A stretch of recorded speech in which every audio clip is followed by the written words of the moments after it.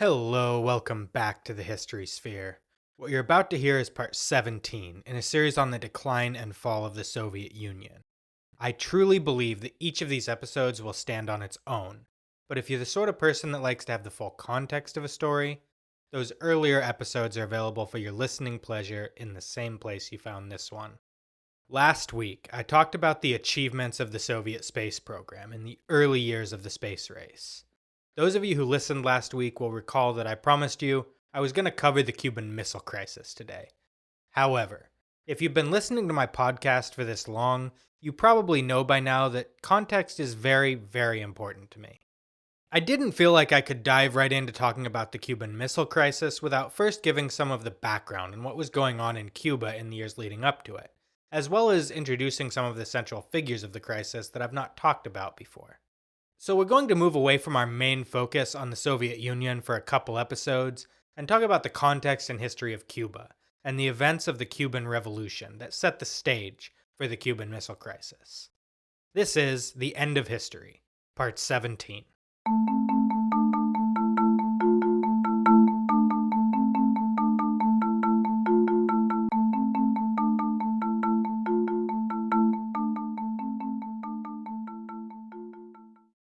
This week, as I'm recording this episode, history has been made in the United States, as Donald J. Trump has just become the first former president to be convicted in a criminal trial. Depending on who you talk to in this country, and probably outside of it too, about Trump's trial and conviction, you're likely to encounter wildly different opinions.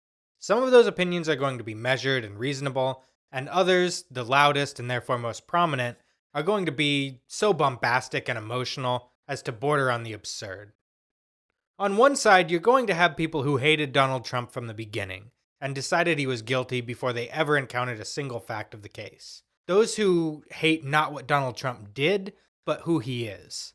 To them, no man has ever been more justly convicted or more deserving of a prison sentence. On the other side, you have people who love Donald Trump no matter what, and likewise decided on his innocence before encountering a single fact of the case. They're convinced that he is the greatest patriot in the history of patriotism who could do no wrong, and that the whole prosecution is simply a political witch hunt to destroy a perfect man who is obviously beyond reproach. I think if you asked a lot of people who the most polarizing and controversial figure of the last century is, you could make a pretty decent case for Donald Trump. Certainly in the last decade, there's no one who really comes close. If you were to ask me that question, though, I'd have someone else in mind. Someone who, among my fellow Americans, is not really seen as being very polarizing because the vast majority agree he was terrible, but who outside the United States is often among the most admired figures of the 20th century. Some of you may have guessed who I'm talking about based on my introduction today. Fidel Castro. Growing up in the United States when Castro still reigned over Cuba in the 1990s and 2000s, Castro's name was usually only uttered in the same breath as Saddam Hussein, Kim Jong-il, and the world's worst, most brutal dictators.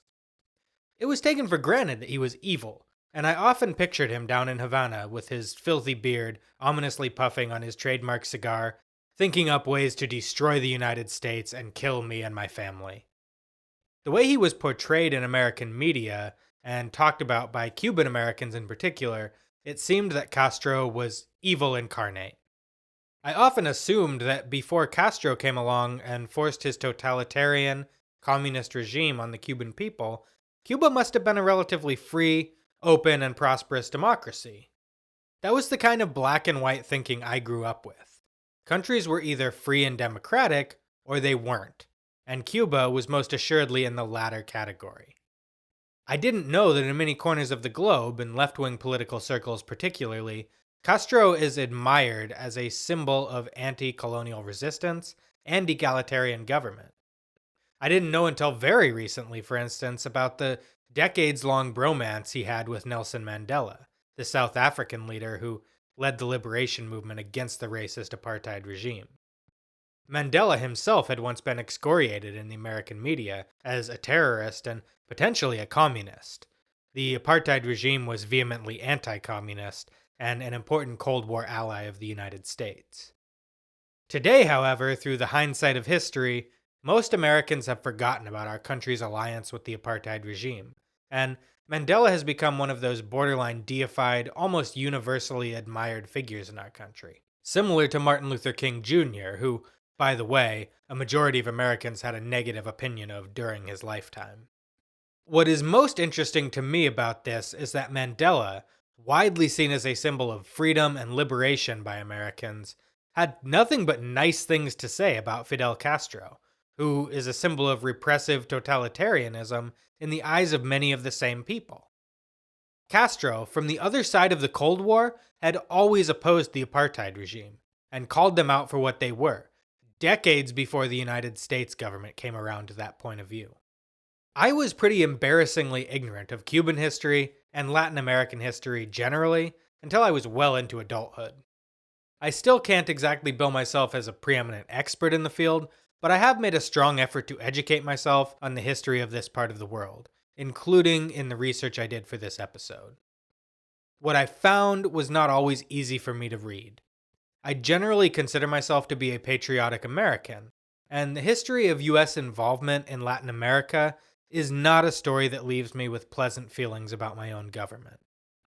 The United States has intervened militarily or supported a coup at least once in the history of just about every country in Latin America, many more than once, and often with the result of overthrowing a freely elected government and replacing it with a repressive dictatorship friendly to US business interests in the region. The words that immediately come to mind are glaring hypocrisy. All this is to say that Castro and his revolution in Cuba did not arise in a vacuum. They were very much a reaction to decades of US aggression and imperialism in Cuba and the surrounding region. Castro's regime did not replace a free and open democracy, but a repressive dictatorship, armed, funded, and supported with American tax dollars. None of this is an excuse for the repression of the Castro regime against its own people. I do not approve of authoritarian government, regardless of its origins or intentions. My point is that there's a degree of nuance to this conversation that I think a lot of people on both sides of the Castro debate overlook. Fidel Castro was not some scary symbol of evil, but a man. He was a man with deeply held convictions about building a revolutionary, egalitarian society. And if that man in some ways became a monster, then he was a sort of Frankenstein's monster, with the United States playing the role of the good doctor. He was the equal and opposite reaction to the actions of the United States in Cuba. The CIA has a term for such reactions: blowback, and Fidel Castro was the living, breathing embodiment of it. Before Castro and the regime that he succeeded, Cuba was a Spanish colony for 400 years. It was one of the islands visited by Christopher Columbus on his first voyage to the Caribbean in 1492, when he claimed it in the name of the King and Queen of Spain. From the very beginning, Spanish rule in Cuba was characterized by brutality and oppression. The Spanish conquerors were obsessed with finding gold and exploiting the natural resources of Cuba, and they imposed on its native population a sort of feudal slavery known as the encomienda system, whereby natives were divided into separate estates granted to various Spaniards to whom they would owe labor. The conditions of life on these encomiendas were brutal. Combined with the diseases brought by the Spanish to which the indigenous population had no immunity, what resulted was a humanitarian disaster almost unrivaled in world history. Estimates vary, but most place the pre-Columbian population of Cuba at somewhere between 100 and 200,000. By 1550, the indigenous population of Cuba had been reduced to fewer than 5,000. From the beginning, the labor of the native population in extracting Cuba's resources was supplemented with that of enslaved Africans. The first enslaved Africans had been brought to Cuba by Columbus himself, and as most of the indigenous population was killed off, enslaved Africans and their descendants would gradually become the island's primary labor force. Over time, it became clear that the Spanish would find little gold in Cuba, And though some copper mines remained in use for centuries, powered by slave labor, the primary economic engine of Cuba transitioned from mineral extraction to agriculture. Sugar, tobacco, and coffee were the main cash crops of the island. All relied heavily on slave labor, but it was sugar above all, with its extremely labor-intensive harvesting and refining process, that created the highest demand for slave labor. After the Haitian Revolution of the 1790s and early 1800s saw slavery come to an end through violence in the nearby French colony of Saint-Domingue, which up to that point had been the world's foremost producer of sugar, the Cuban planters, rather than seeing a warning of what may come from the continuation of slavery, saw dollar signs. With the competition out of the way, they saw an opportunity to aggressively expand the importation of new slaves to Cuba, and in so doing, corner the world's sugar market. The planters successfully lobbied the Spanish crown to loosen restrictions on purchasing slaves from non-Spanish sellers, and thereby dramatically increased the enslaved population of Cuba. Even after the international slave trade was outlawed in the United States in 1808, many American shipping companies that had previously imported slaves to the U.S. found a ready market for enslaved Africans in Cuban ports, and many Americans continued to profit from the illegal slave trade for decades by selling their quote-unquote cargo in Cuba. Indeed, while the Spanish crown would sign a treaty with the British in 1827, agreeing to outlaw the importation of enslaved Africans, this law was seldom enforced in Cuba, and the illegal importation of slaves would continue on the island well into the 1860s. From the very beginning of the United States as a country, Thomas Jefferson and the progenitors of Manifest Destiny looked longingly at Cuba as ripe for annexation to the young republic. With its close proximity to the United States and strategic command of the trade routes between Europe and the Gulf of Mexico, many saw it as an inevitability that Cuba would become part of the United States. Southern slaveholders especially looked to Cuba as a way of bringing a fresh slave territory into the Union that would solidify and protect the institution. Throughout the first half of the 1800s, there were several bungled attempts by the so-called filibusterers to incite pro-American revolt against the Spanish in Cuba. Though these attempts met with little success, there was significant support among the planter class for annexation to the United States by the mid-19th century. It was increasingly clear that Spain was an empire in decline, and many of the planters worried that the anti-slavery British might swoop in and assume control. They thought, therefore, that annexation to the United States would be the best way to secure the future of slavery on the island. This point was rendered moot, however, by the outbreak of the American Civil War in 1861.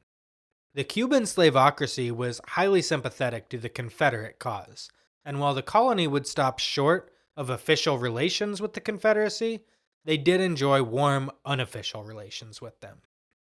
Cuba was always a favorite destination of Confederate blockade runners, as many wealthy Cubans were more than happy to aid their cause.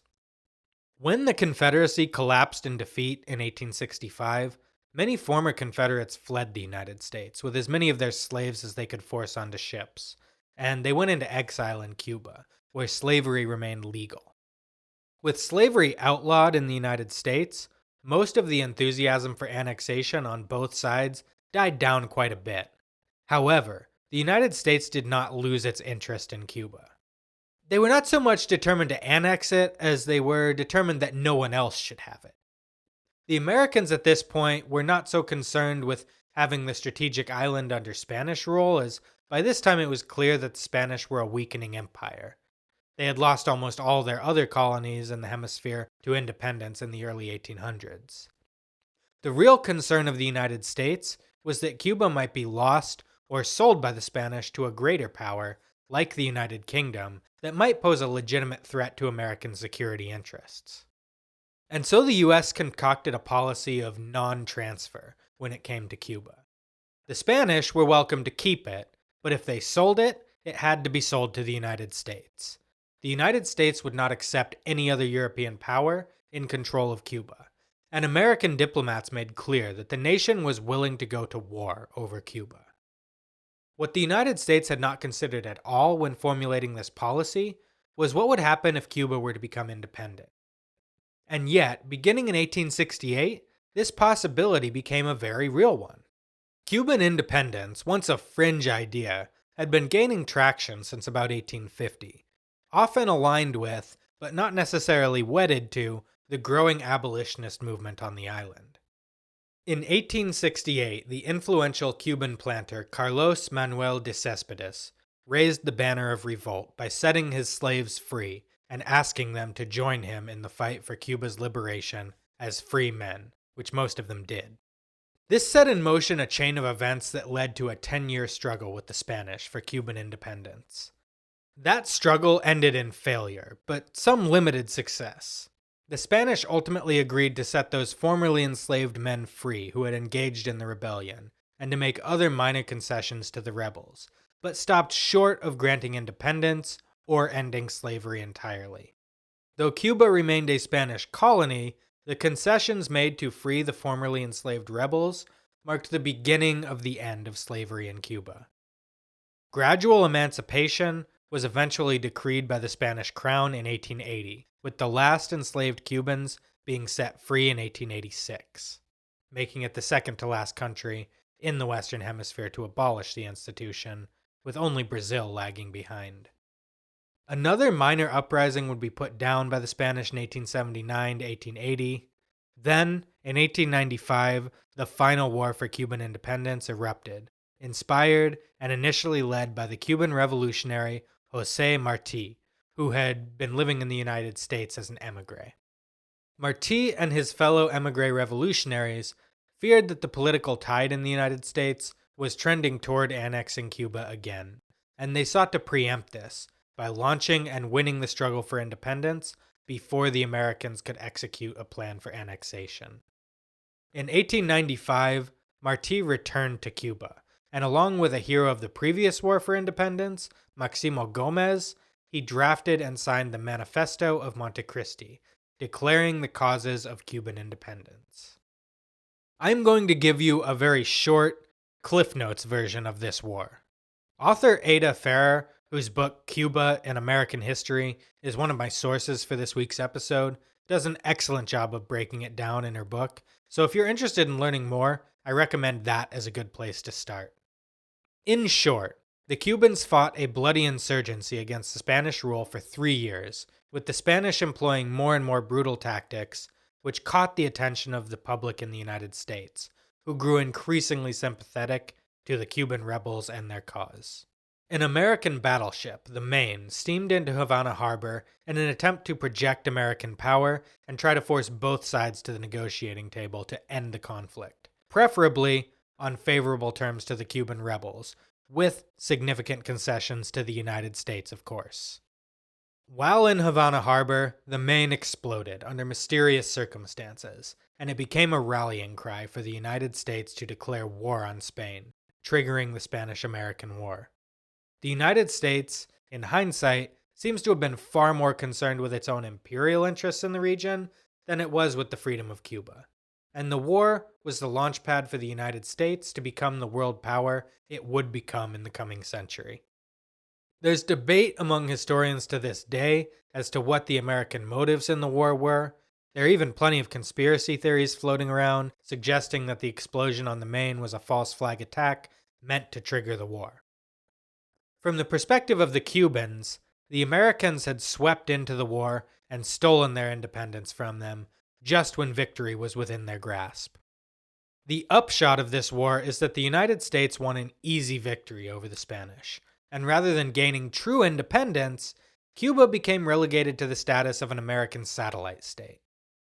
The U.S. Army began a nearly 5-year military occupation of Cuba, and before it could end, the Cubans were forced to ratify the so-called Platt Amendment into their new constitution, which gave the United States the right to intervene in Cuban affairs. Essentially, it gave the United States veto over any decision made by the supposedly sovereign Cuban government. The Cubans were also strong-armed into leasing Guantanamo Bay to the U.S. Navy, in whose possession it remains to this day. During Prohibition, Havana became a popular vacation spot for wealthy Americans looking to get away and drink alcohol legally. Cuba also became an important port for smuggling rum and other liquors into the United States illegally. Through this business, the American mafia gained its first foothold in Cuba. When Prohibition ended, the mafia stayed, running a string of casinos, brothels, and nightclubs, turning it into a sort of Caribbean Las Vegas, which fattened the pockets of American investors and corrupt government officials, but did little to benefit ordinary Cuban people.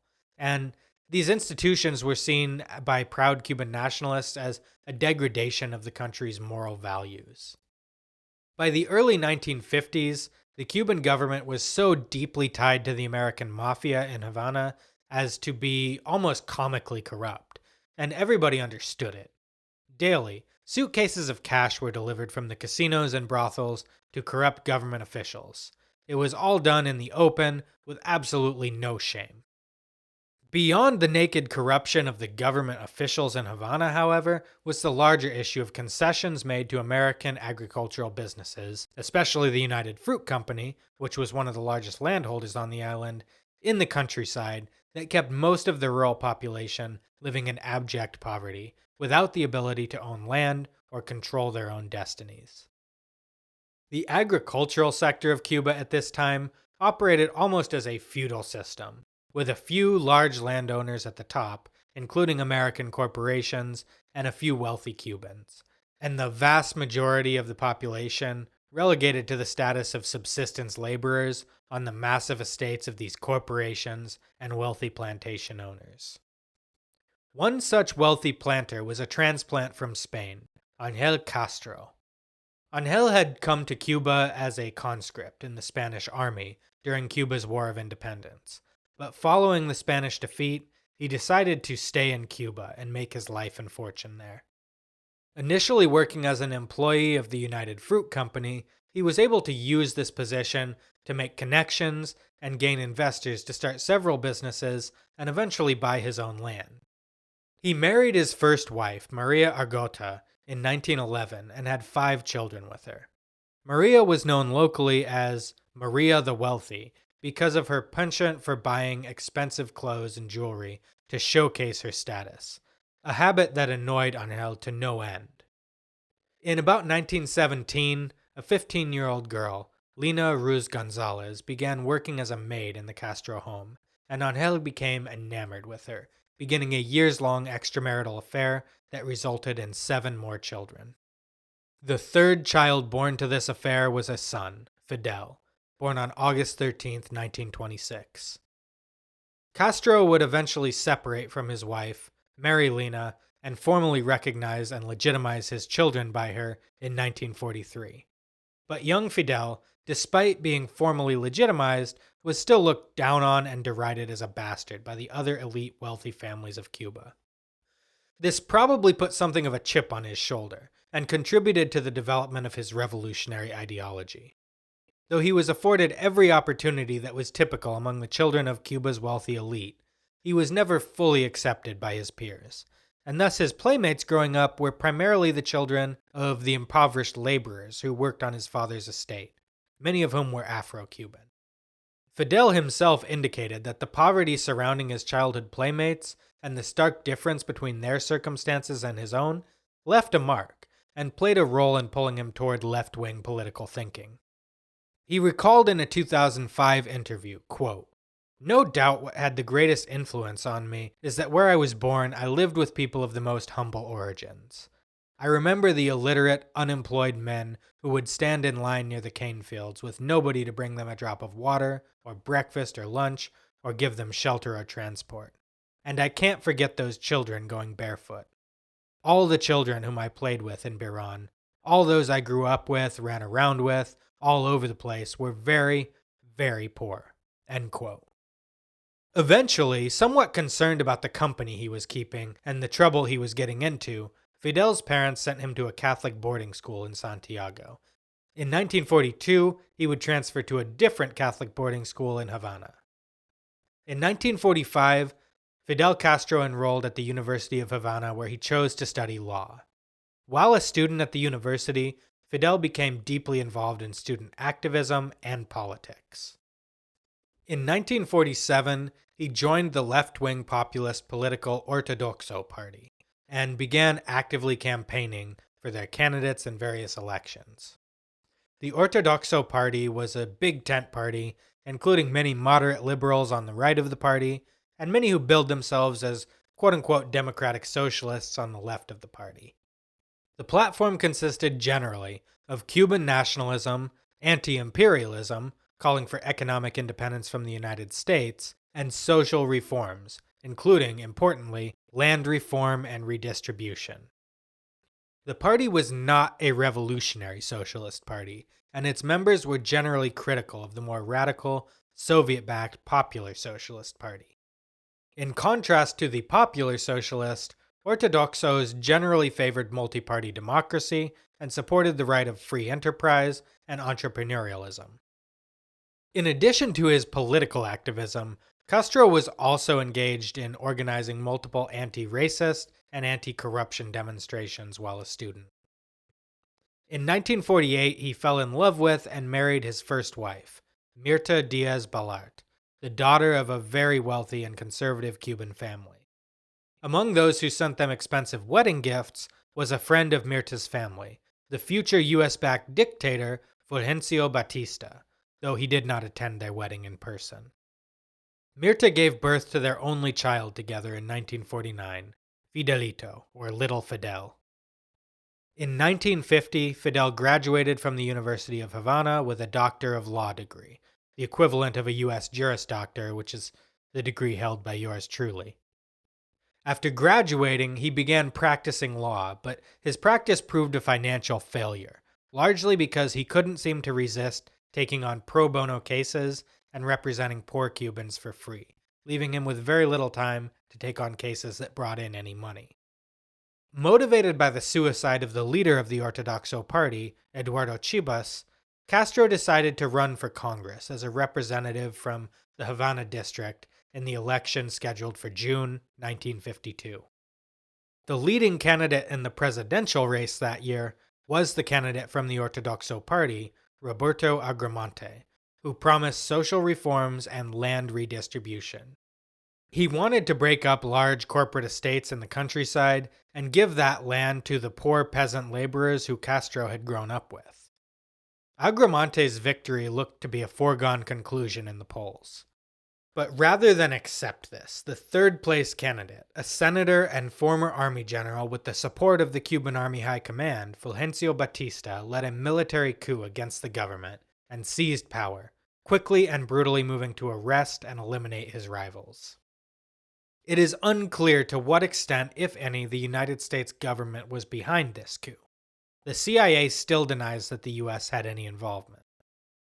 Whether they supported it or not, the U.S. welcomed the coup, immediately recognizing the legitimacy of Batista's military government and offering to sell them weapons at a discount rate.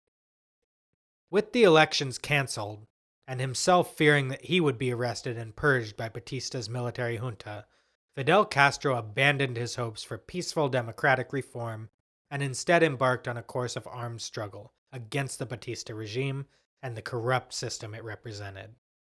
Castro began by using his contacts from his time in politics to piece together the core of his movement, assembling cells of like-minded individuals intent on restoring the constitutional government to Cuba. Castro was a brilliant speaker and a natural leader. His magnetic personality drew hundreds of recruits to his cause, referred to at that time simply as the movement. Early in 1953 at some point, Castro formulated a plan for how he would trigger his revolution.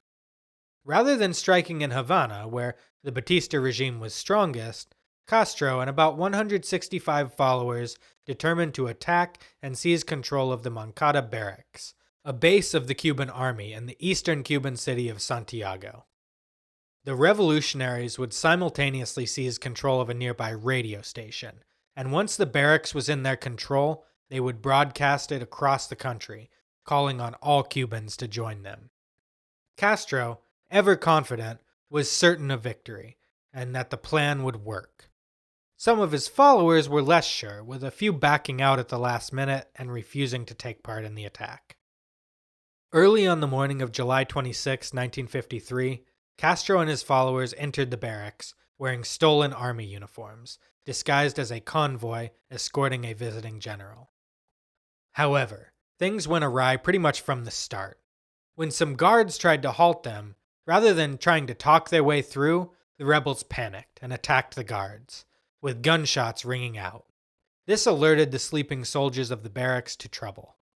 Though the rebels were disguised in army uniforms, they were wearing the wrong boots, and the real soldiers quickly identified this and spread the word around the base to arrest or kill anybody not wearing military-issue boots. The attack on the Moncada barracks was amateur hour. Castro was still a long way from the seasoned guerrilla commander he would later become, and he understood little or nothing about military tactics at this time. The rebels were quickly rolled up and defeated by the trained soldiers stationed at the barracks. Castro himself managed to escape and go into hiding, being picked up and arrested by the army a few days later. If that were all that happened, Castro and his movement may have become a mere footnote in the history books. But the Batista regime made a strategic error at this point that would ensure these rebels were not just rebels, but martyrs. The captured rebels were treated with extreme brutality, tortured, and summarily executed without trial.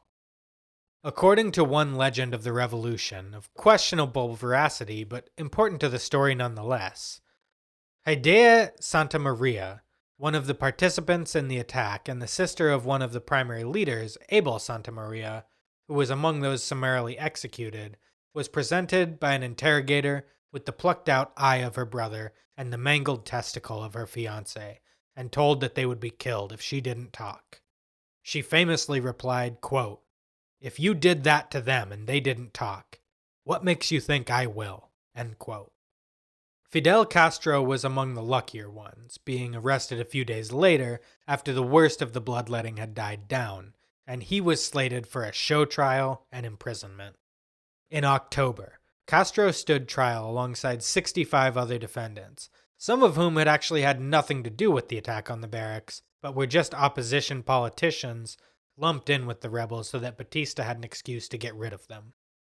There's a common refrain among lawyers that a lawyer who represents himself has a fool for a client. But Fidel Castro, as a qualified attorney, opted to represent himself in the trial. And though the outcome of the trial was a foregone conclusion, Castro actually pulled off one of the great feats in the history of lawyering. As an attorney who's been through the process of a criminal trial a few times, I can tell you that it's one of my dreams to successfully turn it around and put the state on trial, forcing them to go on the defensive and getting to completely control the narrative. Usually, even in a relatively free and fair judicial system, the prosecution controls the narrative and the flow of the trial throughout.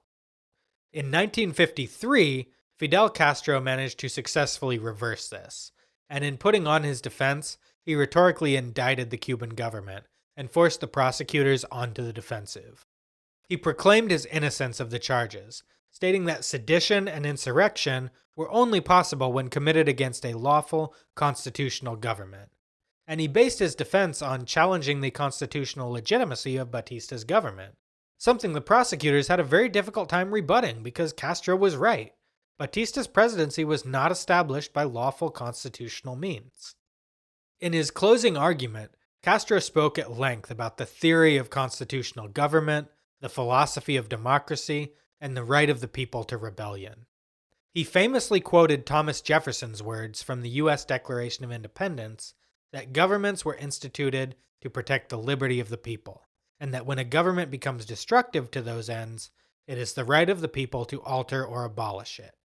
He wrapped up this long speech, indicating that he understood the court would convict him anyway, and he closed with perhaps the most famous words he ever uttered. Quote, "Condemn me. It does not matter. History will absolve me." End quote. In the end, the court did exactly as Castro predicted, and he was sentenced to 15 years in prison. While in prison, Castro would transcribe his "History will absolve me" speech from memory and have it smuggled out for publication, where it was widely read by the Cuban people. And Castro, once a relatively unknown lawyer and low-level politician, became the face of the anti-Batista resistance. The following year, in 1954, Batista staged an election that cannot be called free or fair and was declared the winner, becoming the quote-unquote legitimate president of Cuba. Following this sham election, Batista felt much more secure in his power, and he followed the example of what many Cuban presidents had done before him. He demonstrated his magnanimity by releasing political prisoners and granting amnesty to his opponents. Following a public campaign for the release of the Moncada barracks attackers, and believing he was secure enough that Castro was no threat to him, Batista relented and released Castro and his followers from prison on May 15, 1955.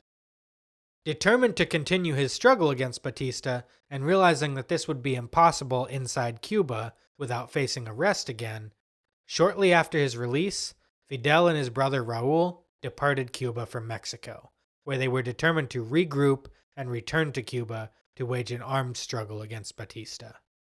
While in Mexico City, almost as if it were fate, Fidel Castro met and befriended another political exile, an Argentinian medical doctor and revolutionary, Ernesto Che Guevara. Committed to a particular socialist ideology that blended Marxism-Leninism with pan-Latino nationalism, Guevara had spent the previous few years in Guatemala supporting the left-wing reformist regime of Jacobo Arbenz. When Arbenz was ousted by a CIA-backed coup in 1954 and replaced with a pro-American dictator, Guevara was forced to flee the country and sought refuge in Mexico. The experience had convinced him, like Castro, that peaceful change was not possible, and the only solution left to him was armed revolution. He became an enthusiastic recruit to Castro's cause, and in time would become a partner, Fidel's closest friend and confidant. From Mexico, Castro named his movement after the assault on the Moncada barracks, dubbing it the 26th of July movement. He set about a frenzied propaganda and money-raising campaign, recruiting like-minded Cuban exiles to his cause, and raising money from wealthy anti-Batista Cuban emigres in Mexico and the United States. They used this money to purchase an old U.S. Navy PT boat, which they refitted to make seaworthy, and they christened it the Granma. On November 26, 1956, the Granma set sail from Mexico with 82 men, including the Castro brothers and Che Guevara on board, bound for eastern Cuba, where they were intent on launching a guerrilla war against the Batista regime. Initially planned to coincide with an uprising from 26th of July movement supporters still in Cuba on November 30th, things got off to a rocky start once again. Bad weather blew the Granma off course, and they were 3 days late. Meanwhile, the uprising their landing was designed to coincide with had been crushed, and the army knew they were coming. Their landing on December 2nd, 1956, which Che Guevara later described as, quote, more of a shipwreck than a landing, end quote, was a disaster. Shortly after making landfall, the guerrillas were ambushed by a detachment of the Cuban army. Most of them were killed, captured, or simply melted away into the countryside, never to be heard from again. Only about 20 men, including the Castro brothers and Che Guevara, managed to escape and limp away into the mountains of the Sierra Maestra. Castro, supremely confident as always, still had no doubt that they would win the war. But to the others in this ragtag group of rebels, that victory probably seemed improbable at best. That's everything for today. Thank you so much for listening. I want to give a big thank you to those who have supported me with donations on Spotify and Patreon, as well as to the Blake Annex for providing me with this state-of-the-art studio where I record this podcast. If you're not a supporter yet and you want to be, you can support the show with a monthly donation through Spotify or Patreon. Links to both can be found on our website at www.thehistorysphere.com. If you can't afford to donate right now, you can also support the show by subscribing and giving us a 5-star rating on whichever podcast platform you're listening on, and by following and engaging with us on social media. Every bit of engagement we get helps to promote the show in the algorithm and spread the word. Links to all of our social media can be found on the website. The most common way people hear about new podcasts is by word of mouth, so you can also support us by telling your friends. If you're interested in what my sources were for this episode, that information is available on the website. Next time on the History Sphere, I will complete the saga of the Cuban Revolution and set the stage for the Cuban Missile Crisis. Thank you so much for listening. Have a wonderful day.